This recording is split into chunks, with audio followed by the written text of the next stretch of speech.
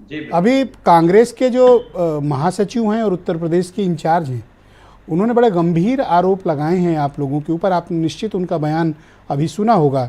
आपका कोई अगर हिडन एजेंडा है तो वो कांग्रेस पूरा नहीं होने देगी। ऐसा असहमति आप लोगों के बीच क्यों है?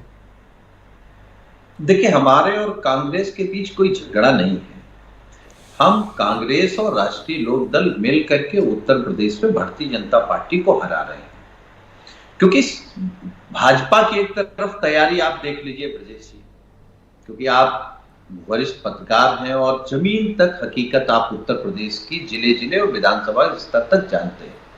तो जो बीजेपी की तैयारी है, जो बीजेपी के कार्यक्रम चल रहे हैं, उसमें बीजेपी को आप तभी हरा सकते हो जब आपकी भी तैयारी उसी स्तर की हो। तो समाजवादी पार्टी लगातार बूथ पर, ब्लॉकों में, सेक्टर के जो हमारे प्रभारी हैं उनसे और विधानसभा वार लोगों से, माननीय राष्ट्रीय अध्यक्ष जी खुद भी लखनऊ में मिल चुके हैं।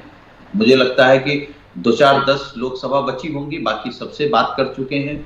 हम लोग लगातार ब्लॉक स्तर पर, बूथ पर काम कर रहे हैं। ब्लॉक का कर चुके हैं, अब बूथ पर पीडीए का जो पखवाड़ा चल रहा, हम लोग काम कर रहे हैं।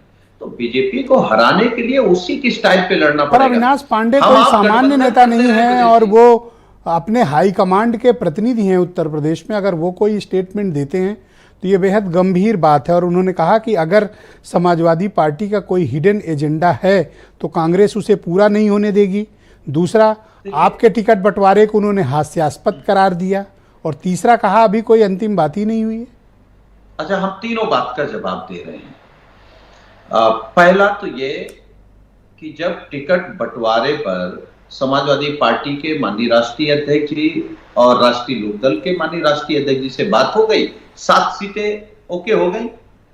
कांग्रेस से लगातार बात हो रही है। मुझे लगता है कि जो यूपी के प्रभारी हैं, इनको अपने राष्ट्रीय नेतृत्व से पूछना चाहिए कि ये सही है या गलत है। अगर हमारे नेता माननीय अखिलेश यादव जी ने एक्स पर लिख करके कहा कि सौहार्दपूर्ण बातचीत में 11 सीटें कांग्रेस को गई हैं, अगर कोई आपत्ति होगी और किसी सीट की डिमांड होगी, कहीं जीत सकते होंगे, तो राष्ट्रीय नेतृत्व तो आपस में बात कर लेगा। हम कुछ बोल दें पर राष्ट्रीय नेतृत्व ही तो है। अविनाश पांडे राष्ट्रीय नेतृत्व ही हैं। क्या इनके ऊपर अखिलेश जी की बात खड़गे जी से या राहुल गांधी से हो रही है, ऐसा आप कहना चाहते हैं? और ये लोग लूप में नहीं है कहीं? हाँ, मुझे तो ऐसा ही लगता है। कांग्रेस के जो लोग बयान दे रहे हैं गठबंधन को लेके, सीट शेयरिंग को लेकर के, वो लोग शायद ये नहीं जान पा रहे हैं कि दोनों पार्टियों के बीच जो बातचीत चल रही है सीट को लेकर के, कौन लड़ेगा, कैसे जीतेगा, इस समीकरण पे, तो उस पर शायद अनभिज्ञ हैं ये लोग। एक असहज रिश्ते में रहना ये आपको चुभ नहीं रहा? नहीं, कहां असहज है? अरे हमने तो बड़े मन से 11 सीटें दे दी हैं, कहां असहज है? वो असहज है ना, उन्होंने तो स्टेटमेंट दिया है ना।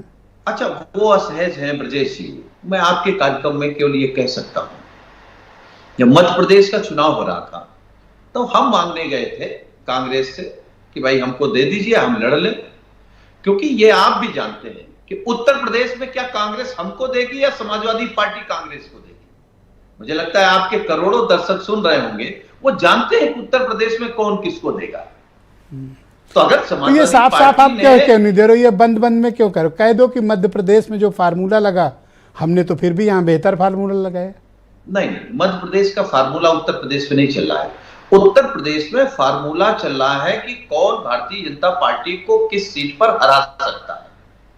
और वो हमने आपके एक कार्यक्रम में, एक डिबेट में हमने कहा भी था कि भाई भाजपा को हराने के लिए 5 लाख वोट की जरूरत है या नहीं है, या केवल गठबंधन किसी को लड़ा देगा वो भाजपा हार जाएगी।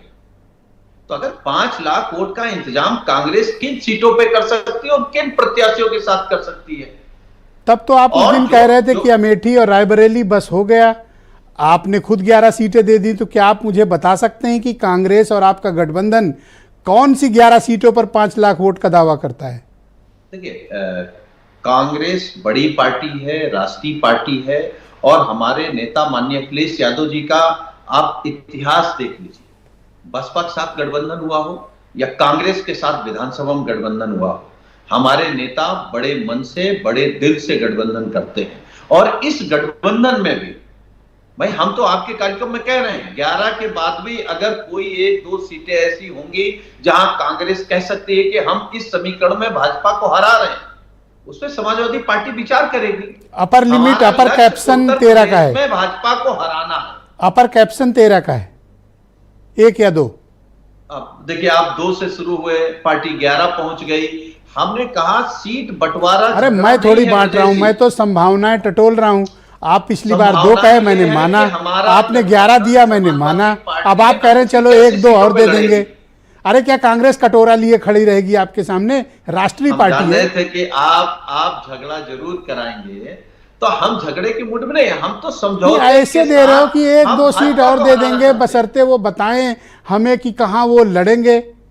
क्या मतलब, कांग्रेस का तो आप मजाक बना रहे हो अपने ही पार्टनर का। चाहते हैं कि हम बिना उनसे पूछे और बिना समीकरण के कह दें कि अच्छा, क्या हम राष्ट्रीय लोकदल से कहते हैं कि आप पूर्वांचल लड़ लो, पश्चिम मत लड़ो? भाई राजनीति में यही होता है, कौन कहां जीत सकता है, कौन कहां मजबूत है, कौन बीजेपी को कैसे हराएगा। इसमें कांग्रेस तो 2019 2009 में वो 21 सीटें जीत कर आए थे। टीवी पर क्यों बात करना? आप हल्के में ले रहे हैं कांग्रेस को। 2009 में उनकी परफॉर्मेंस देखिए आप। अब ब्रजेश जी, अगर 2009 की बात करेंगे हम, सिर्फ कांग्रेस का कोई नेता कह देगा कि 88 की बात कर लो, तो हम ही कहीं नहीं लड़ पाएंगे उत्तर प्रदेश में। इतना क्यों खिसियाते हो जब कांग्रेस का नाम आता है? तो नहीं, कांग्रेस के हम मददगार हैं, कांग्रेस के हम साथ हैं, हम क्यों खिसियाएंगे? मन में टीस है आपके कांग्रेस को लेके? कोई टीस नहीं है कांग्रेस को लेके। हमारी पार्टी ने, नेता ने तय किया है कि कांग्रेस के साथ मिलकर के उत्तर प्रदेश में भारतीय जनता पार्टी को हराएंगे। कांग्रेस क्या तय करेगी? कांग्रेस। मैं प्रदीप सिंह को